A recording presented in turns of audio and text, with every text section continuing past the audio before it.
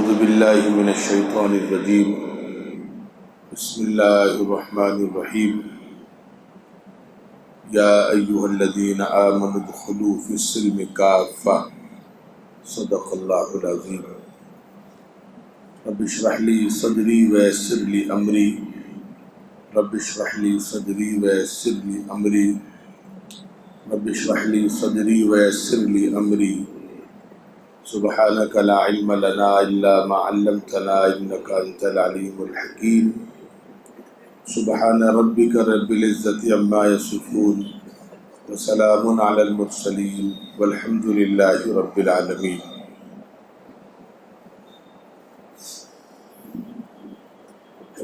قابل احترام بزرگوں اور میرے عزیز دوستوں،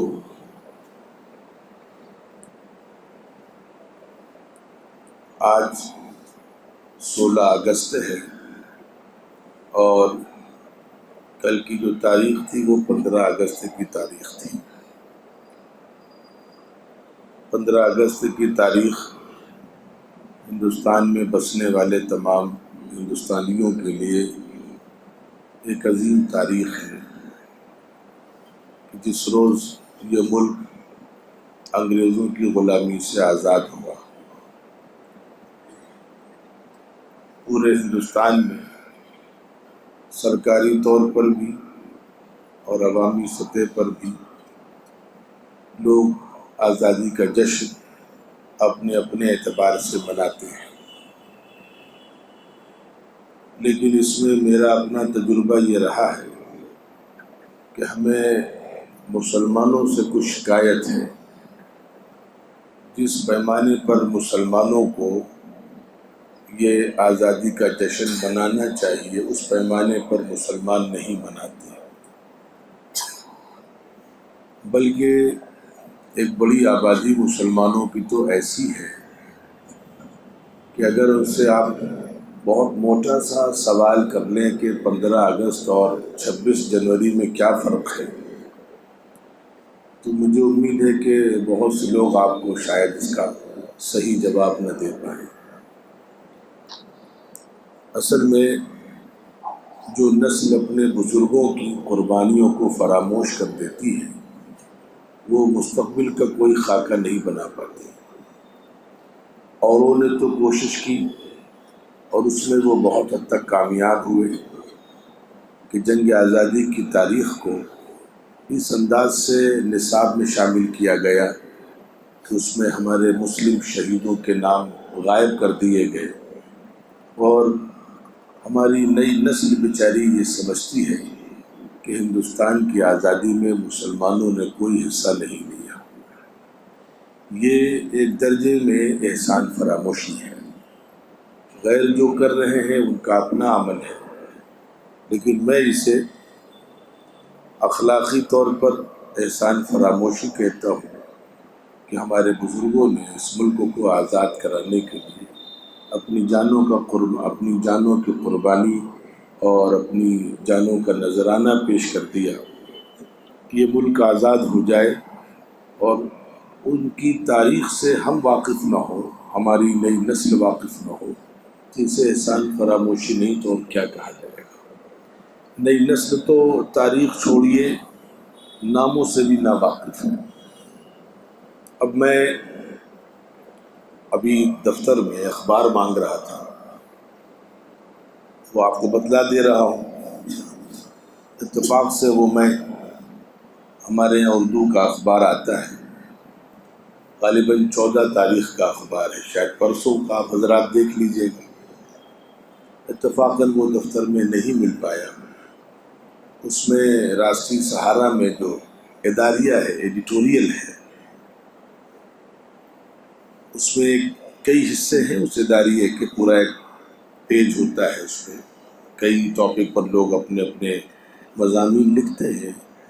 اس میں ایک مضمون ہندوستان میں ایک ٹی وی سیریل اپنے زمانے میں بہت مشہور ہوا، بہت کامیاب ہوا، اور جس کا انگریزی نام تھا دی سورڈ آف ٹیپو سلطان۔ وہ ہندوستان کے جس شخص نے لکھا ہے اس کا پورا نام میں بھول گیا، گڈوانی کر کے کچھ نام ہے اس کا، وہ اخبار میں مضمون ہے۔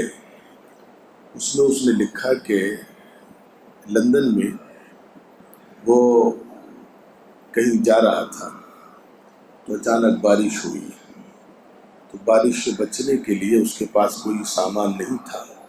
ایک انگریز چھاتا لے کر کے وہاں سے نکلا تو اس نے ان سے کہا کہ آؤ میں آپ کو ساتھ شامل کروں۔ وہ لے کر کے گئے، بارش سے بچنے کے لیے ایک کافی ہاؤس میں بیٹھ کر کے یہاں وہاں کی باتیں کرنے لگے۔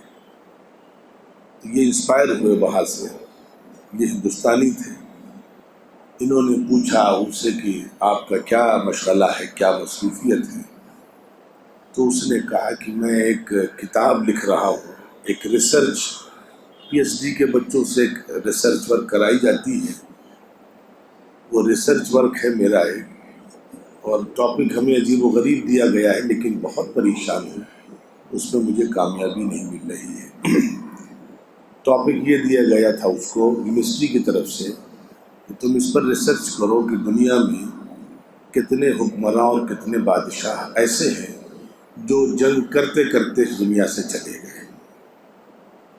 تو اس نے کہا کہ میں نے تاریخیں پڑھی ہیں، بہت سے حکمراں تو ایسے ہیں جو جنگ سے جب شکست کھائی تو بھاگ گئے، بہت سے گرفتار ہوئے اور گرفتاری کے بعد ان کو قتل کیا گیا، لیکن صرف ایک شخص ملا ہے مجھے، وہ تمہارے ہندوستان کا ہے، ٹیپو سلطان، کہ جو جنگ کرتے کرتے شہید ہوا ہے۔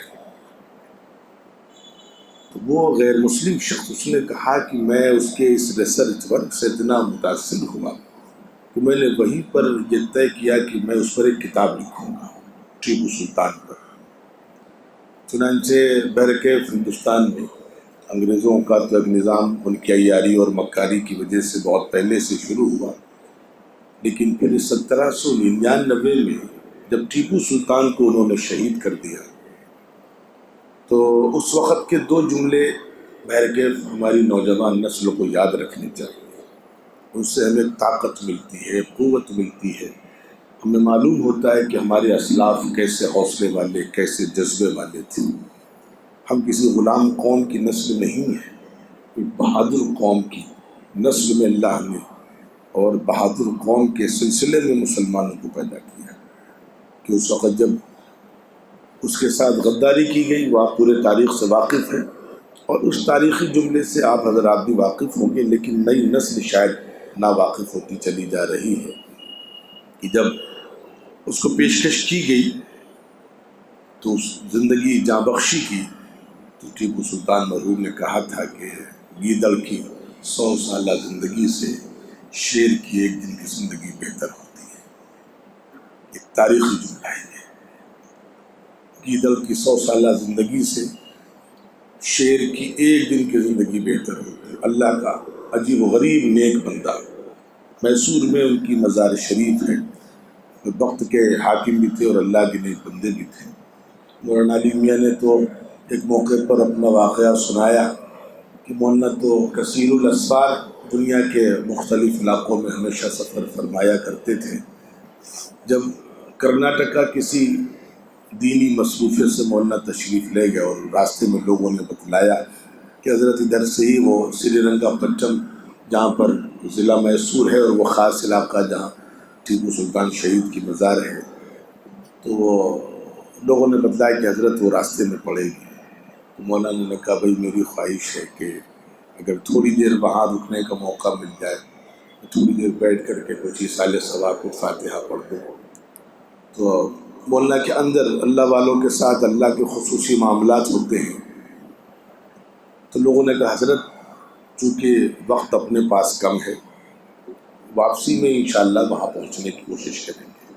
اب مولانا نے فرمایا کہ بھئی میں تو مہمان تھا، میں خاموش ہو گیا، پورا ان کا کیا پروگرام تھا میں اس سے واقف نہیں تھا، لیکن دل میں کسک تھی کہ پتہ نہیں واپسی ادھر سے ہو کدھر سے ہو، کاش وہاں تھوڑی دیر کے لیے پہنچتے، کیسا عظیم انسان تھا۔ اور اللہ کی مرضی کبھی کبھی بزرگوں کے دل سے جو صدا نکلتی ہے اللہ تعالیٰ قبول کر لیتے ہیں۔ عجب اتفاق ہوا کہ میں مضمون سے ہٹ کر کے ایک بات سنا رہا ہوں ہمیں تو آزادی پر بات کرنی تھی، تاریخ آزادی پر، کہ جب اتفاق ہوا کہ جب مولانا کی گاڑی وہاں سے گزری تو تھوڑا فاصلے پر پہلے ہی گاڑی پنچر ہو گئی۔ یہ من جانب اللہ ایک موقع، اللہ مولانا کا بھی دیکھیے من جانب اللہ موقع مل گیا۔ اب آپ گاڑی جب تک ٹھیک کرائیے تب تک میں انشاءاللہ مزار پہ حاضری دے کر کے آتا ہوں۔ ایسا عظیم سپوت کہ جس نے یہ جملہ کہا ہو جو تاریخ بن گئی، اور پھر دوسرا تاریخی جملہ جو انگریزوں نے کہا تھا، ٹیپو سلطان شہید کی لاش پر کھڑے ہو کر کے پیر رکھ کر کے کہا تھا کہ آج سے ہندوستان ہمارا ہے۔ ہماری نوجوان نسل نہیں جانتی کہ ہمارے بزرگوں نے کیا قربانیاں دی۔ میں اسی لیے ٹو دی پوائنٹ آج کوشش کروں گا کہ دو چار باتیں ہماری نوجوان نسل کے ذہن میں بیٹھ جائیں، تاکہ وہ اپنے کلیگس کو، اپنے ہم عمر ساتھیوں کو مطمئن کر سکیں، بتلا سکیں کہ نہیں، یہ ملک ہمارا تھا اور ہم نے قربانیاں دی اور سب سے زیادہ دی۔ البتہ میں ایک گزارش یہاں پر کروں گا آپ حضرات سے، وہ بات میں اس لیے نہیں کہہ سکتا لیکن آپ حضرات سے گزارش کروں گا۔ اس کی وجہ یہ ہے کہ سوشل میڈیا پر جو چیزیں آتی ہیں اس پر بغیر تحقیق کے ایمان نہیں لانا چاہیے، نہ جانے کہاں سے کیا بات کہہ دیتے ہیں لوگ، اور میں یہاں سے اس ایک ذمہ دار کرسی سے بیٹھ کر کوئی بات بلا تحقیق کہوں تو مناسب نہیں ہوگا۔ کبھی اتفاق ہوا تو میں جاؤں گا انشاءاللہ، دیکھوں گا، لیکن آپ حضرات سے کہہ رہا ہوں کہ اگر آپ حضرات کا جانے کا اتفاق ہو تو بعض میسیجز یوں آئے ہیں کہ انڈیا گیٹ پر شہداء کے نام لکھے ہیں، ہندوستان میں جو لوگ شہید ہوئے انڈیا گیٹ پر شہداء کے نام لکھے ہیں، اس میں غالباً 60 سے 70% نام مسلمانوں کے ہیں، لیکن یہ بات میں نے دیکھی نہیں ہے، یہ بات تو میں نے سوشل میڈیا کے حوالے سے کہہ دی ہے۔ آپ حضرات اس کو اگر آگے منتقل کریں تو پہلے خود تحقیق کر لیں، اس کے بعد منتقل کریں۔ تو میرے عزیزو، اس طریقے سے ہماری تاریخ بہرکیف، اور یہاں پر سوال یہ پیدا ہوتا ہے کہ چند سوالات کے جوابات بھی رکھوں گا سامنے۔ بہت کم لوگ جانتے ہیں، بعض لوگ یہ الزام لگاتے ہیں مسلمانوں پر کہ مسلمان ہندوستان میں اپنی حکومت کی توسیع کرنے کے لیے آئے، بڑا ظلم کیا مسلمانوں نے، مندروں کو توڑا مسلمانوں نے۔ یاد رکھنا چاہیے سب سے پہلے جب ہندوستان میں مسلمان آئے ہیں، تاریخی اعتبار سے جو چیزیں اب تک محفوظ ہیں ان کا نام ہے محمد بن قاسم رحمۃ اللہ علیہ۔ اللہ نے عجب ایک بہادر انسان پیدا کیا تھا، محمد بن قاسم۔ یہ اپنے دور کے اسلامی تاریخ کے بڑے مشہور کچھ شہسوار گزرے ہیں، جس میں ایک نام موسیٰ بن نصیر کا ہے، ایک نام طارق بن زیاد کا ہے، ایک نام محمد بن قاسم کا ہے، اور یہ اللہ نے الگ الگ علاقوں میں ان لوگوں سے کام لیا۔ ہوا یہ تھا کہ اس دور میں دنیا میں تجارتی قافلے آیا جایا کرتے تھے، چائنا تک مسلمان تجارت کرنے جاتے تھے، چائنا کے بعض علاقوں میں مسلمانوں کی حکومت رہی۔ علامہ اقبال نے اسی لیے وہ بڑی مشہور نظم لکھی ہے کہ چین و عرب ہمارا، تو اس میں لکھا ہے کہ چین و عرب ہمارا، چین پر بھی ہم نے حکومت کی ہے۔ تو خیر وہ قافلے آیا جایا کرتے تھے، اور انہی قافلوں میں سے قافلہ ہندوستان کے راستے سے گزر رہا تھا، عربوں کا قافلہ تھا، اس میں عرب تاجر بھی تھے، ان کی فیملی بھی تھی، بچے بھی تھے، بیویاں بھی تھیں، اور مال تجارت بھی تھا۔ سندھ کے علاقے میں وہاں کے اس وقت کے راجہ نے اس قافلے کو گرفتار کر لیا۔ یہاں سے تاریخ شروع ہوتی ہے ہندوستان میں مسلمانوں کی آمد کی۔ یہ ذہن میں بچوں کے رہے، یوں نہیں آئے تھے، بلکہ وہ جب قافلہ گرفتار کر لیا گیا، اس وقت وہاں پر حکومت جو تھی اس میں ایک بڑا مشہور گورنر تھا، حجاج بن یوسف، بہت ہی ایک اعتبار سے ظالم بھی رہا ہے، لیکن اس سے کچھ کام بھی اچھے رہے۔ خیر اس وقت اس پر بات نہیں کرنی ہوتی۔ یہ حجاج بن یوسف کے بھتیجے تھے محمد بن قاسم، رشتے میں بھتیجے لگتے تھے۔ چنانچہ یہاں سے کسی طریقے سے اس عرب قافلے کے لوگوں نے خط بھجوایا اور وہ حجاج تک پہنچا، اور یہ آج سے تقریباً 1200 سال پرانی بات ہے۔ جب وہ خط پہنچا وہاں پر کہ عرب کی بیٹیاں غیروں کے قید میں ہیں، تو بلکہ وہ عرب پتہ نہیں کون سے عرب تھے، آج کے عرب پتہ نہیں کون سے عرب تھے۔ ہم تاریخ پڑھتے ہیں تو وہ عرب الگ نظر آتے ہیں اور آج کے عرب الگ نظر آتے ہیں۔ خیر وہ کہاں سعودی اور کہاں ہندوستان ایک چھوٹی سی ٹکڑی وہاں سے بھیجی گئی، اور یہ بالکل غالباً 17 یا 18 سال کے جوان تھے محمد بن قاسم، اور وہ ہندوستان آئے۔ سب سے پہلے مسلمانوں کی آمد ایسے شروع ہوئی، پھر اس علاقے کے راجہ سے مقابلہ ہوا، اس میں راجہ کو شکست ہوئی، وہ قافلہ آزاد کرایا گیا، اور پھر ایک عرصے تک وہ یہاں رکے، بعد میں ان کو یہاں سے واپس بلا لیا گیا۔ یہ آمد ہے مسلمانوں کی اس ملک میں، اور جو لوگ یہ الزام لگاتے ہیں کہ ہندوستان میں مسلمان حکمرانوں نے زبردستی کنورژن کروایا ہے، ان کو بھی بتلا دے رہا ہوں میں، اور صرف نوجوان نسل کو، تاکہ وہ صحیح سے جواب دے سکے۔ دیکھیے، یاد رکھیے گا، یہ چیز تو انہوں نے بھی تسلیم کر لی جو ہم پر الزام لگاتے رہے۔ ہندوستان کی اس وقت کی جو مسلمانوں کی آبادی، اس میں 99.99% ہندوستانی ہی ہیں۔ 1.1% مشکل سے جا کر کے ایسے یہاں پر کچھ خاندان آباد ہیں جو اصل سادات ہیں، اصل صدیقی ہیں، اصل علوی ہیں، اصل فاروقی ہیں، اصل عثمانی ہیں، اصل انصاری ہیں، جو صحابہ کی اولادیں ہیں۔ ان کے سلسلے میں تو ہم کہہ سکتے ہیں کہ یہ باہر سے آئے، لیکن ان کی تعداد 1% بھی نہیں ہے پورے مسلمانوں کی آبادی کا۔ 0.1% مان کے چلیں آپ۔ باقی جو پوری آبادی ہے، اب آپ کو بتاتا چلوں، جو لوگ الزام لگاتے ہیں کہ بادشاہوں نے کنورژن کروایا، اگر کنورژن کے سلسلے میں اس ملک میں سب سے بڑا کوئی مجرم ہے، سب سے بڑا کوئی گنہگار ہے، تو ایک بادشاہ نہیں، ایک فقیر ہے۔ بادشاہوں نے اگر یہاں پر اسلامی نظام کو پھیلانے کی کوشش کی ہوتی تو ہمیں 1000 سال ملے ہیں، اس ملک میں کوئی غیر مسلم نہ بچتا۔ 1000 سال بہت ہوتے ہیں، لیکن بادشاہوں کو فکر رہی تاج محل بنوانے کی، قلعہ فتح کرنے کی، حکومت کو توسیع دینے کی۔ اسلام کی خدمت کی فکر بادشاہوں کو نہیں تھی۔ سب سے زیادہ جو اسلام پھیلا اس ملک میں، اس میں بزرگوں کا، اللہ کے نیک بندوں کا، ولیوں کا، فقیروں کا، درویشوں کا رول ہے، اور اس میں سب سے جو سر فہرست نام ہے وہ خواجہ اجمیری رحمۃ اللہ علیہ کا ہے، ان کے شاگردوں کا ہے۔ ان کی زندگی دیکھ کر کے، ان کے تقوی کو دیکھ کر کے، ان کے اعمال کو دیکھ کر کے یہاں لوگ اسلام میں داخل ہوتے چلے گئے۔ کشمیر کا مسئلہ بھی آج کل بڑا ذرا سا ہائی لائٹ ہے، بہت گرم چل رہا ہے۔ کشمیر کے سلسلے میں بھی یہ پوری ہندو اسٹیٹ تھی کشمیر، اور وہاں پر بھی جو کشمیر فتح ہوا، ایک بڑا طبقہ اسلام میں داخل ہوا۔ علامہ اقبال وہ خاندانی مسلمان تھوڑی تھے، ان کے دادا اسلام میں داخل ہوئے۔ بڑا طبقہ اسلام میں جو داخل ہوا کشمیر کا، وہ بھی شیخ امیر کبیر، ایک اللہ کا نیک بندہ وہاں پہنچا، اس نے اپنی زندگی لوگوں کے سامنے پیش کی، اور پورا کشمیر مسلمان ہو گیا۔ تو یہ جو الزام لگتا ہے ہندوستان میں کہ یہاں کے حکمرانوں نے کنورژن کروایا، یہ سراسر جھوٹ ہے۔ حکمرانوں کو تو اپنی حکومت کی فکر رہی ہے، اور حکمرانوں نے تو دین کا بیڑا بھی غرق کیا ہے۔ انہی حکمرانوں میں ایک ایسا، اس کے آگے پیچھے کچھ نہیں کہہ سکتے، اکبر دا گریٹ، آپ نے نام سنا ہوگا، جس نے تو دین کی بقیہ ادھیڑ دی تھی، اس نے تو اپنا دین ایجاد کر دیا تھا، دین الہی ہے، دین اکبری۔ تو حکمرانوں نے تو اور دین کو نقصان پہنچایا۔ حکمرانوں نے دین کا کہاں کام کیا، دینی خدمت کہاں کی؟ اللہ ماشاء اللہ کچھ حکمراں رہے ہیں جو بڑے اللہ والے رہے ہیں، بہت نیک رہے ہیں، لیکن ان کی تعداد برائے نام ہے۔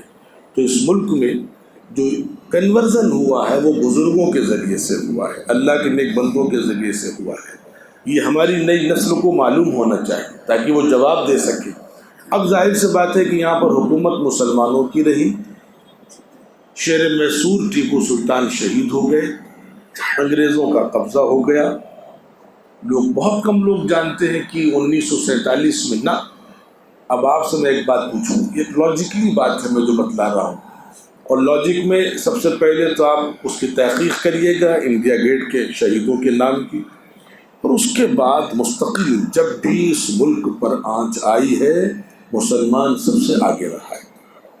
سن 71 میں اگر ہمارے عبدالحمید صاحب مرحوم نہ ہوتے کارگل میں، اور اس میں تو ایک ویڈیو بھی ہے، کارگل میں جو بھی 8-10 سال 15 سال پرانی جنگ ہوئی ہے، اس میں جو فوجی شہید ہوئے اس میں بڑی تعداد مسلمانوں کی ہے۔ ہمیشہ رکھوالی کی اس ملک کی، اور ہمیشہ قربانی دی آگے بڑھ کر کے. اب لاجک بتلا رہا ہوں. پہلا لاجک تو وہ انڈیا گیٹ والا، دوسرا لاجک بتلا رہا ہوں میں آپ کو کہ حکومت ہم سے چھینی تھی، اس لیے ہمیں افسوس ہے، اسی لیے ہم نے کوششیں کی.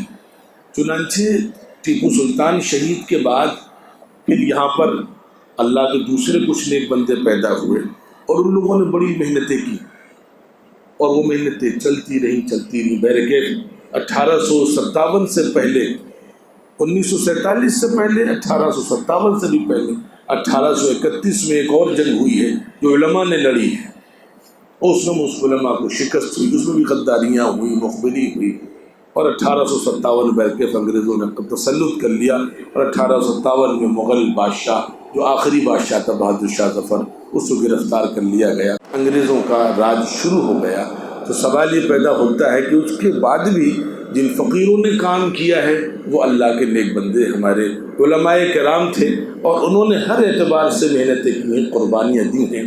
تو ایک دوسرا لاجک میں آپ کو یہ دے رہا ہوں کہ حکومت چونکہ ہم سے چھینی تھی اس لیے غم ہمیں زیادہ تھا، اس لیے محنتیں بھی ہم نے زیادہ کی، قربانیاں بھی ہم نے زیادہ دیں. اب تیسرا لاجک آپ کے سامنے رکھ رہا ہوں جس سے بات سمجھ میں آئے گی آپ کو کہ علماء اور مسلمانوں نے کیسے شہادت کا جام نوش فرمایا ہے، اور ہم نے کس طریقے سے ان کی قربانیوں کو فراموش کیا ہے. یہاں پر دو چھوٹے چھوٹے ٹاپو ہیں ہندوستان کے، ایک کا نام ہے لکشدیپ اور ایک کا نام ہے انڈمان نکوبار. انگریزوں کے دور میں ایک سزا ہوتی تھی کالا پانی کی. کالا پانی کا مطلب یہ ہوتا تھا وہ پانی کالا نہیں ہوتا تھا، بلکہ وہ ایسے سمندری علاقوں پہ جا کر کے جو آزادی کے متوالے ہوتے تھے، انگریز حکومت کے خلاف جو محنتیں کرتے تھے، ان کو لے جا کر کے وہاں چھوڑ دیا جاتا تھا.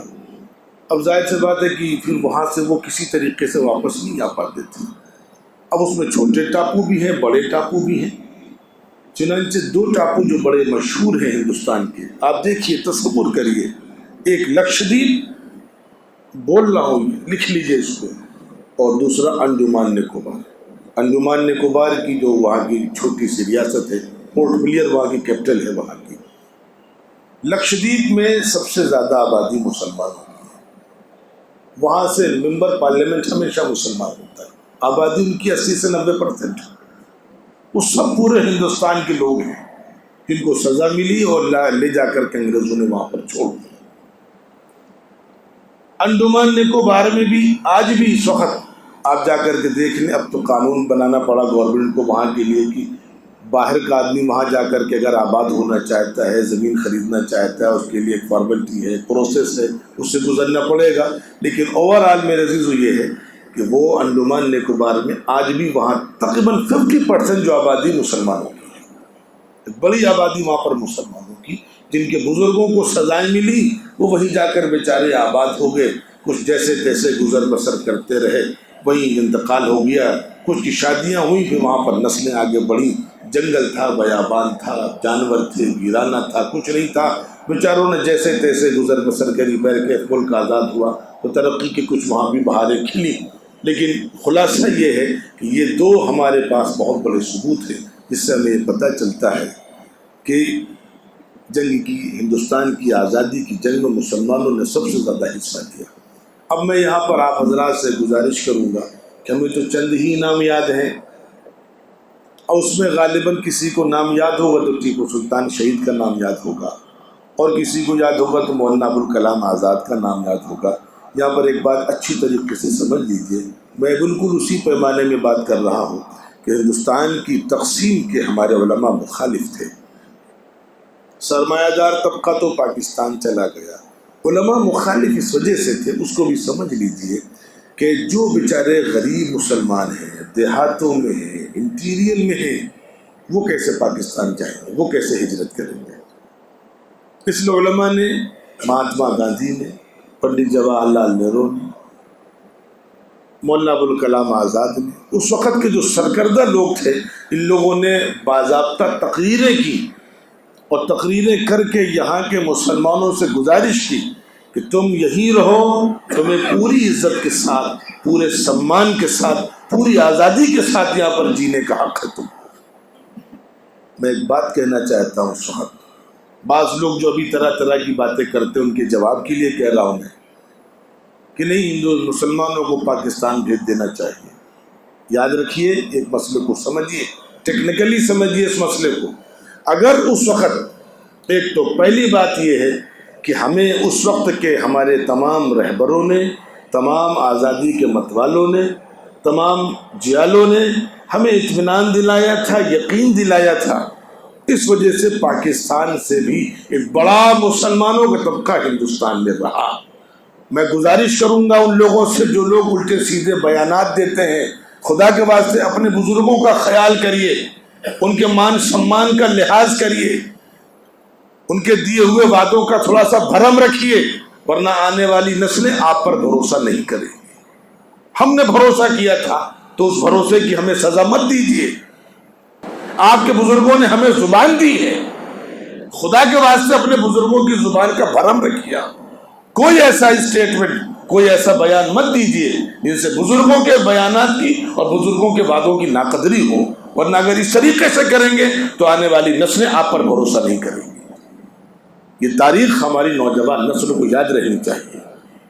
افسوس ہے کہ جب اس قسم کی باتیں ہوتی، کہیں بحث و مباحثہ ہوتا ہے تو ہمارا بچہ بیچارہ آنکھیں کھولے ایسے کھڑا رہتا ہے کہ جو کچھ کہا جا رہا ہے سب صحیح ہے۔ تاریخ کی کتابیں پڑھیے اپنے بزرگوں کی، اپنے پاس رکھیے ان کے نوٹس، اور جب کبھی ایسا موقع آئے تو آپ بڑوں دوسروں کو جواب دیجیے۔ اور میں جو گزارش کر رہا ہوں، جس پر میں نے آج گفتگو کی، کہ ہمارے مدرسوں میں تو اللہ کا شکر ہے اس اعتبار سے خوب جشن ہوتے ہیں آزادی کے اس میں گیت گائے جاتے ہیں، ترانے پڑھے جاتے ہیں، اس میں بچوں کو تاریخ پڑھائی جاتی ہے، لیکن وہ ہماری نسل جو مدرسوں سے دور ہے، صرف اسکول کالج کی نظر ہے، ان تک ہمارے اپنے بزرگوں کی شہادت کی تاریخ پہنچانے کا ہمارے پاس کوئی معقول ذریعہ نہیں ہے۔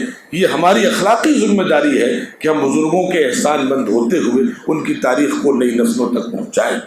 اللہ کرے کہ جو خواب ہمارے بزرگوں نے اس ملک کے لیے دیکھا تھا کہ یہاں پر پیار ہوگا، محبت ہوگی، انصاف ہوگا، امن و شانتی ہوگی، اللہ کرے وہ بزرگوں کا خواب سچا ہو، اور جو اس ملک کو برباد کرنا چاہتے ہیں، شر پھیلانا چاہتے ہیں، اللہ ان کے عزائم میں انہیں ناکام بنائے۔ اللہ کہنے سننے زیادہ عمل کی توفیق دے۔ والسلام علیکم ورحمۃ اللہ وبرکاتہ۔